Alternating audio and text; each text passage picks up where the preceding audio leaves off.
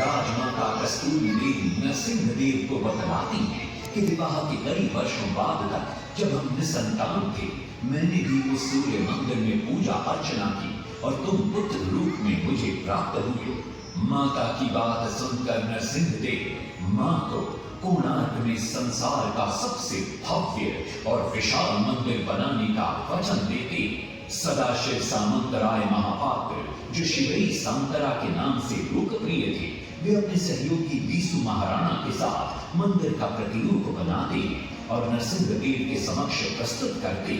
नरसिंह देव मंदिर का प्रतिरूप देखकर अभिभूत हो जाते हैं और शीघ्र मंदिर निर्माण कार्य आरंभ करने का आदेश देते करते हैं और मंदिर निर्माण का कार्य तेजी से आगे बढ़ने लगता है। शिल्पियों ने 12 वर्ष में मंदिर बनाया, घोड़े साथ सजा कर रथ में समय का चक्र बनाया।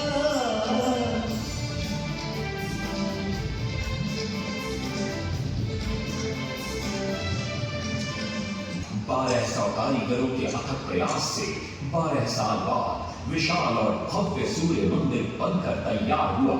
उस समय के लोगों में वास्तुशास्त्र, ज्योतिष शास्त्र और खगोल शास्त्र का जो ज्ञान था, उसे देखकर आज के बड़े बड़े वैज्ञानिक भी आश्चर्यचकित रह जाते हैं। कई प्रयासों के बाद भी मंदिर के गुंबद पर कलश स्थापित नहीं हो पा रहा था। क्रोधित नरसिंह देव ने आदेश दिया कि कल प्रातः काल तक यदि कलश स्थापित नहीं हुआ तो सबके सर धड़ से अलग कर दिए जाएंगे। सभी शिल्पकार घोर चिंता में डूब जाते। गुंबद पर कलश स्थापित होते नीचे गर्भगृह में चारों दिशाओं में लगे चुंबकों के आकर्षण से सूर्य महाप्रभु की मूर्ति शून्य में स्थापित हो जाती है। बड़ा सूर्य मंदिर, सूर्य उत्तरायण हो या दक्षिणायण हो, सूर्य उदय के आज भी पहले किरण पड़ती प्रभु के ऊपर। नरसिंह देव भी आ पहुंचते हैं।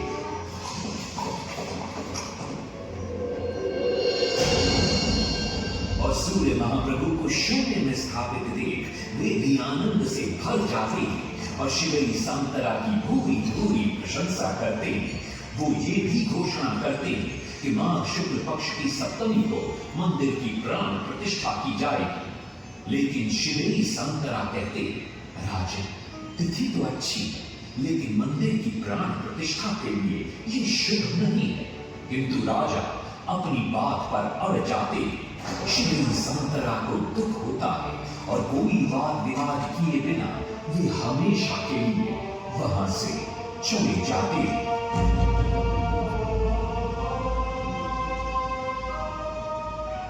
पूर्व निर्धारित तिथि पर मंदिर की प्राण प्रतिष्ठा संपन्न होती है।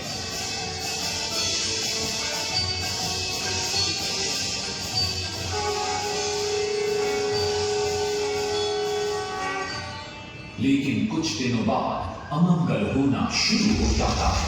सबसे पहले विराट सिंह की मूर्ति नीचे आ गिरती है। तत्पश्चात मंदिर की शिलाओं का गिरना भी शुरू हो जाता है। नरसिंह देव को अब समझ में आता है कि शिवई सांतरा का कहना सही था, लेकिन देर हो चुकी थी।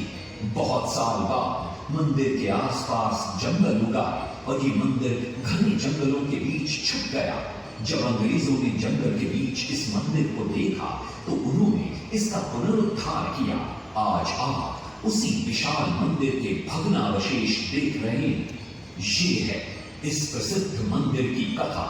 अब इस कथा में कितनी सत्यता है और कितनी कल्पना है, ये तो किसी को नहीं मालूम, लेकिन ओडिशा की जनश्रुतियों में यही कथा विद्यमान है। तुम कलिंग की